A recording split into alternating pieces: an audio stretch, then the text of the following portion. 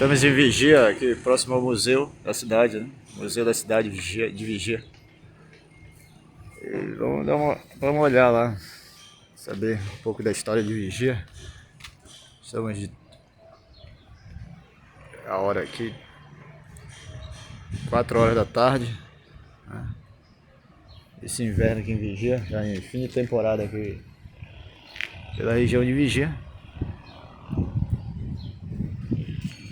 E vamos entrar, até que enfim tá aberto aí o museu.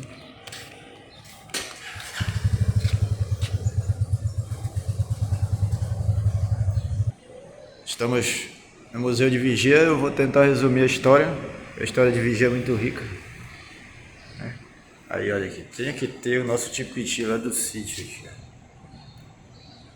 Tinha que ter. Mas vamos lá.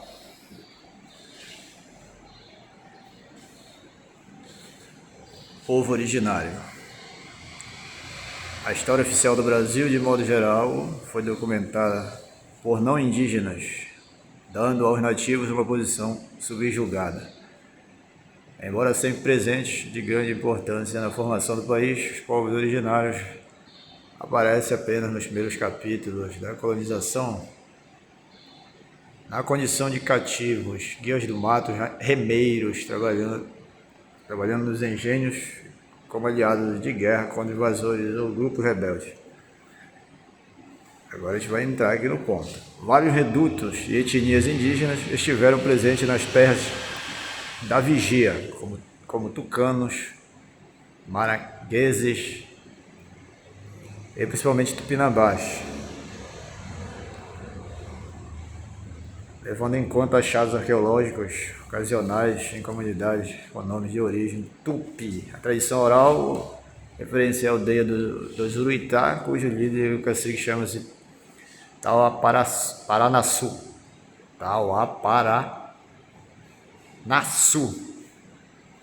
Né?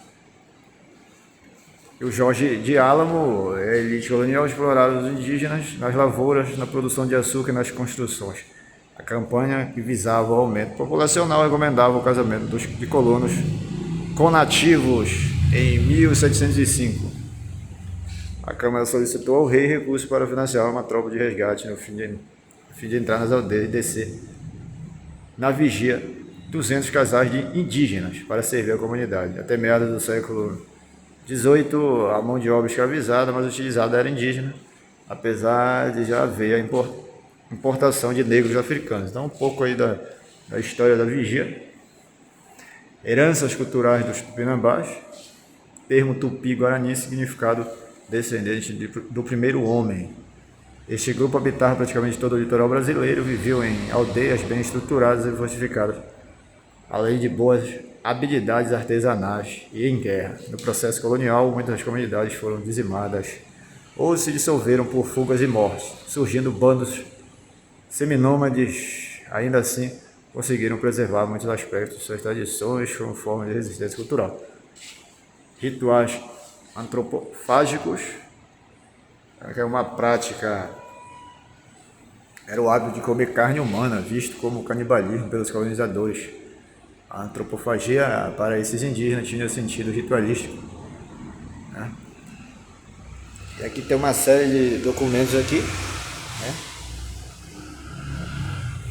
Isso é um pouco da história de Vigia, ligada aí com os indígenas. Né? Esse artefato indígena encontrado no município de Vigia aqui, foi doado aqui. Os maracás. Os engenhos e engenhocas. Na colonização brasileira, o governo português repartiu o território em capitanias cedidas a donatários que, por obrigação, deveriam promover o povoamento e construir engenhos para expandir a produção de açúcar, que tinha alto valor e gerava impostos a serem pagos à coroa. Vamos lá, eu vim aqui para Vigia. Para dinamizar essa sistematização e adoção de lotes menores, chamados sesmarias, privilegiando portugueses e corroborando a formação de uma elite agrária, que multiplicou as atividades agrícolas e engenhos, os quais deram origem a vários povoados, fato ocorrido nas cercanias de Vigia, né? Tomando como exemplo a Vila do Cacau, onde se instalou um dos primeiros engenhos da região. Isso aqui é uma ruína aqui do canal do Engenho Santo Antônio da Campina, na comunidade do Cacau, localizada na região do rio Tauapará, atual município de Colares, ex-território de Vigia. Vamos aqui para fundações e colonização. Os primeiros registros da presença de europeus no norte do Brasil são conhecidos através da expedição do navegador português Duarte Pacheco Pereira, em 1498, que produziu o documento intitulado Esmeraldo de City Orbis, encontrado na cidade de Évora, Portugal. No início do século XVII, essa região recebeu investida de outras nações europeias, como França, Holanda e Inglaterra. Vamos aqui para Vigia. A colonização de Vigia fica ao encargo do fidalgo português Jorge Gomes de Álamo, natural de Lisboa e cavaleiro da Ordem de Cristo. Mediante solicitação, ele recebeu em 10 de outubro de 1652 a doação de 8 léguas de terras concedidas pelo rei Dom João IV para formar o povoado que recebeu o nome de Vigia, onde implantou um engenho localizado entre os rios Tapepoca e Mojuim, atual São Caetano de Odivelas, para a produção de açúcar e derivados. Promoveu a organização administrativa e construiu uma igreja de taipa, na qual se propagou o culto nazareno. Para garantir o povoamento, o donatário obteve permissão de importar indígenas para servir a comunidade. Outra parte da população introduzida foi de imigrantes das ilhas de Portugal, negros africanos escravizados e missionários religiosos.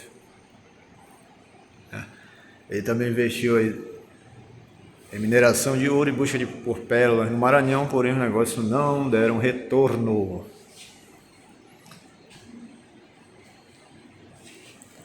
Aqui tem uma tela que é a Fundação de Belém, 1908, Museu de Arte de Belém. Aqui tem uma série de documentos.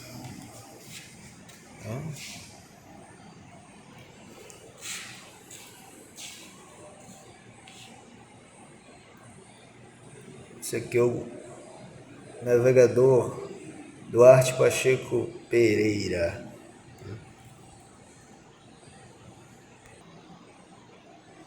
O hino de Vigia, o hino da Vigia, letra José Eudônio Favaz Soeiro, música maestro José Maria Vale. Esse aqui é o hino da Vigia. Vejo o sol brilhar no teu destino, iluminando a história do Pará, no civismo, na crença, nas artes. Outra rival não de suplantará. E assim vai, ó. O hino aí de Vigia. Símbolos oficiais: escudo e bandeira da Vigia. É o brasão do município de Vigia. Foi idealizado pelo escritor José Eudônio na década de 1960. O desenho original é de Eloy Vera Leal. A composição traz elementos indígenas em alusão aos habitantes originários. A canoa vigilenga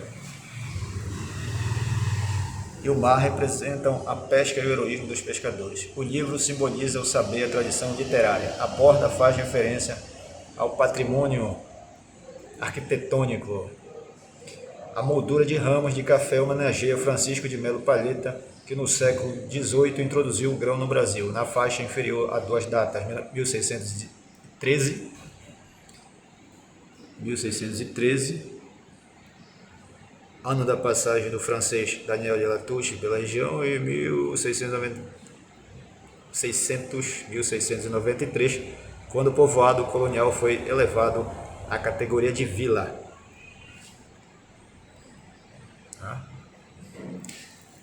É a bandeira, vamos ver a bandeira aqui de Vigia.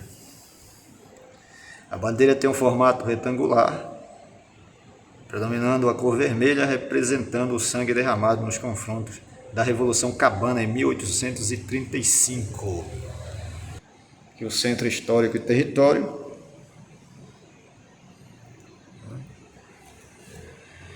Mapa do município de Vigia de Nazaré, Pará.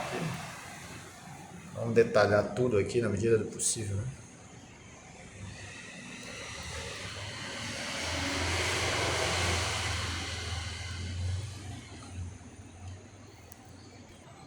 Os nomes de vigia. A historiografia tradicional conta que em 1616 os portugueses encontraram aqui uma comunidade nativa chamada Aldeia de Uruitá, constituída por indígenas da etnia Tupinambá. Na ocupação inicial, o lugarejo teria sido referenciado como povoado de São Jorge, ou de Dom Jorge, em alusão ao fidalgo Jorge de Álamo, que foi donatário do território por 33 anos. O mesmo nomeou o povoado como Vigia. O município localiza-se na zona litorânea que compõe a mesorregião nordeste do estado do Pará e integra a microrregião do Salgado. As origens históricas remontam a meados do século XVII, com o estabelecimento de um povoado de colonos portugueses agregados de nativos indígenas e de africanos escravizados durante o processo de ocupação da Amazônia. Distante pouco mais de 90 quilômetros de Belém, e a população estimada aqui, tem uma população aqui, olha. IBGE aqui de 2002. O clima, claro que vai mudando, né? Esse número aí, passando os anos vai mudando. Aqui o clima é tipicamente equatorial, úmido, possui densa circundação florestal, predominando ao longo da costa dos rios e furos a vegetação de manguezais, a importante produção extrativista e agrícola na cidade e nas comunidades rurais. A sede é banhada por vários rios e furos, sendo o principal o Guajará Mirim, que desemboca na Baía do Sol. A proximidade com o Atlântico favorece a atividade pesqueira, sendo um movimentado polo de comércio e exportação de pescados. Vigia tem notável expressão cultural na religiosidade popular, nas letras, nas artes, no folclore e na música, fatores potenciais para o fomento turístico da região. Vamos lá. Igreja de São Sebastião, situada no bairro Arapiranga, sua procedência vem da Irmandade de São Sebastião. Segundo a oralidade popular, a igreja foi erguida mediante promessa da comunidade relacionada à dissipação das epidemias que assolaram a cidade no século XIX. O prédio original foi demolido, dando lugar a uma construção moderna de onde sai o Círio de Nazaré.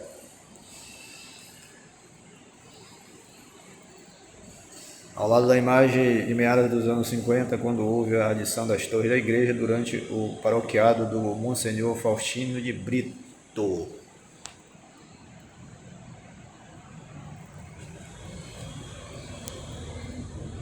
E aqui é dos municípios aqui de Vigia. A igreja de Nossa Senhora da Luz, construída no século XVIII na vila de Porto Salvo. A gente já fez vídeo lá, essa igreja aí. Distrito que sediou a missão jesuística de Mamaiacu e a Irmandade Nossa Senhora da Luz, onde se realiza a festividade no mês de dezembro. Vemos vídeo dessa igreja recentemente lá em Porto Salvo. E essa aqui é a nossa igreja, ainda no formato original aqui, olha. Essa igreja lá de Santa Maria, ela era assim, ó, as paredes todas em... as portas, né, todas em madeira ainda, agora está bem mudada ela.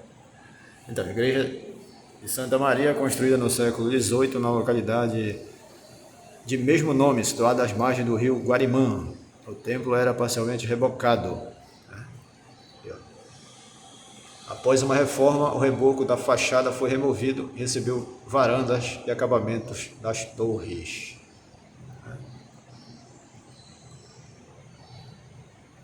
Ficou assim, ó. As portas ficaram todas em vidro, né? Antes as portas eram em madeira. E aqui a Igreja Madre de Deus.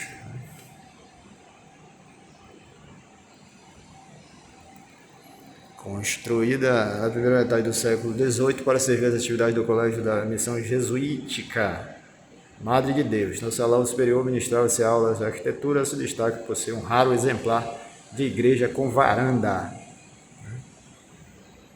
Foto bem antiga aqui. A gente tem uns vídeos dela também aí. A história da Vigia Vou te contar, em Colégio dos Jesuítas. Originalmente possuía um pavimento superior, no século XX foi residência de Leopércio Mira, no local funcionou uma clínica médica antes de ser comprada pela Congregação das Irmãs Preciosinas, foi totalmente demolida em 1978. E reconstruída segundo a arquitetura original, dando lugar do candário Nossa Senhora das Neves.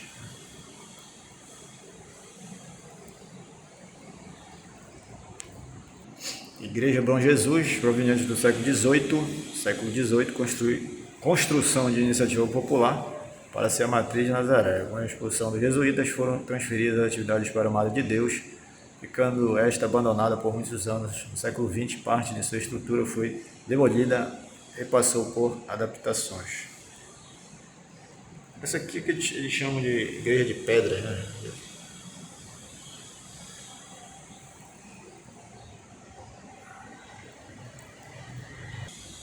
Irmandades e culturas portuárias, né? Das fotos antigas aqui. O problema é que se a gente for ler tudo isso aqui, vai ficar umas 2 horas de vídeo, né? É complicado. Tem mais imagens de santos aqui entalhadas em madeira, o ofício ensinado no Colégio dos Jesuítas. Foi doado aqui para o museu. Talhado aí em madeira.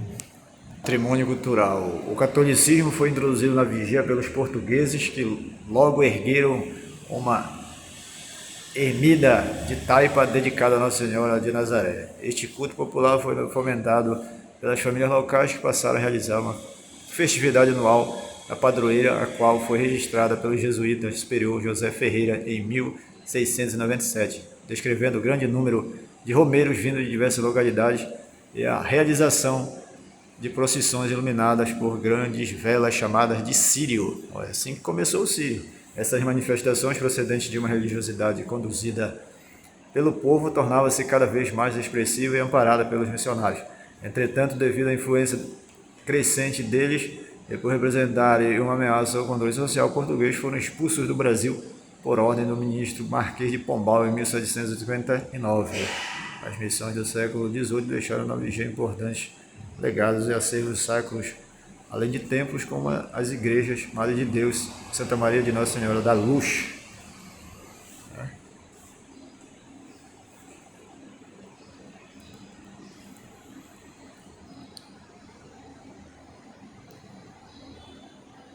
Aqui tem a igreja Nossa Senhora da Luz, né?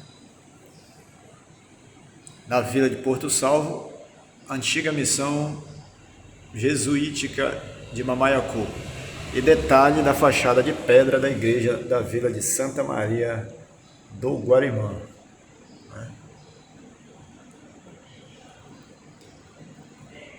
Esquema do início de um aldeamento jesuítico. Que tem o busto do sargento-mor Francisco de Melo Palheta. O escultor aí foi o Marco A.C. Pimentel. E aqui tem pilão para trituração de grãos de café. Os pilões de antigamente aí. Melo Palheta e o café. Durante a ocupação da Amazônia, nações como a França, Holanda e Inglaterra também entraram na disputa por território, conquistando lotes na costa do Atlântico Norte, chamados de Guianas, gerando frequentes divergências demarcatórias. No ano de 1727, o governador do Grão-Pará e Maranhão, João de Maia da Gama, encarregou o sargento-mor da Força Provincial, Francisco de Melo Palheta, que em 1723 havia chefiado a missão que deu nome ao Rio Madeira, para uma viagem oficial à capital da Guiana Francesa. Cayena, lê direito esse troço aí, para uma viagem oficial à capital da Guiana Francesa, Cayena, com o objetivo de reunir com autoridades para mediar definições de fronteiras entre Brasil, França e Holanda. Durante a missão, Palheta conheceu o café e bebida originária da África, comercializada na Arábia e em países na Europa. Até aquele momento, Portugal não tinha acesso ao grão. Isso é um pouco da história de Vigia, né?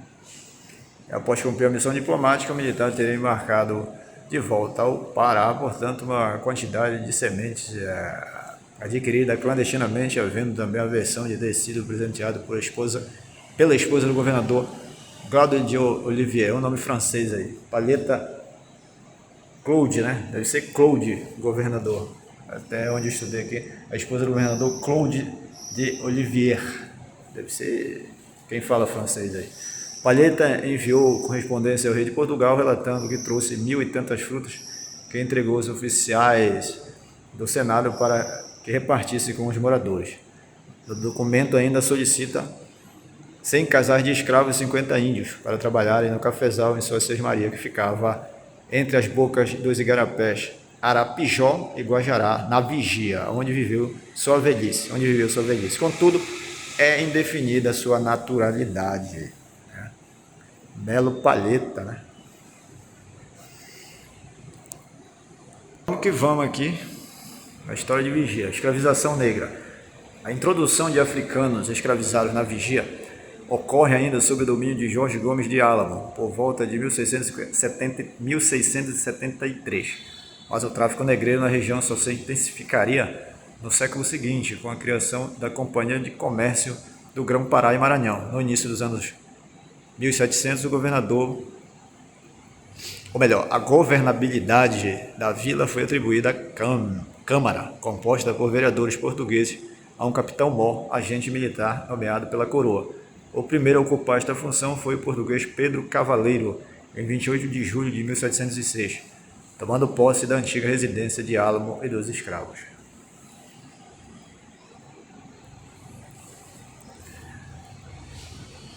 É muita história, cara. É muita história. Ferro de passar roupa à base de brasa, ferramenta de trabalho das negras escravizadas. Olha só. Já deu uma boa introdução à história de Vigia.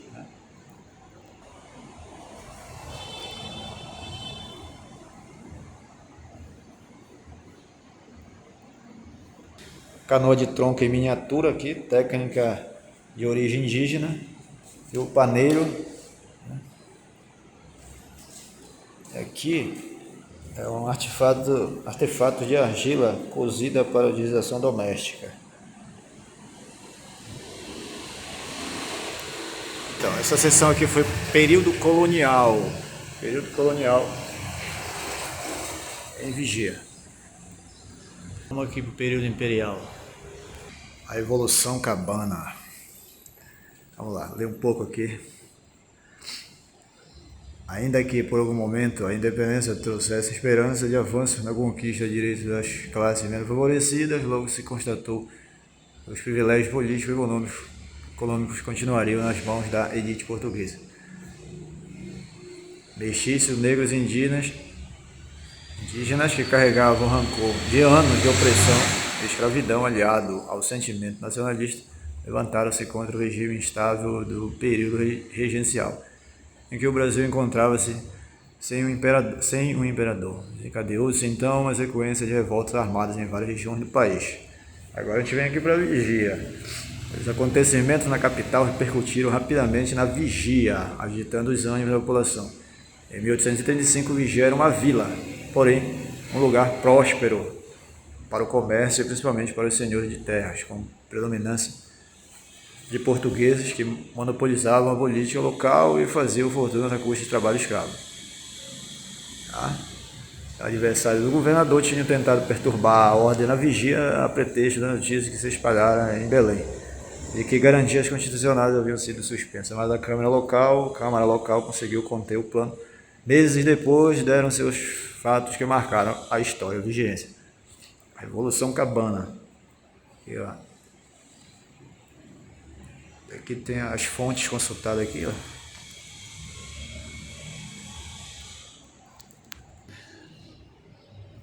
Dois ataques à Vila da Vigia.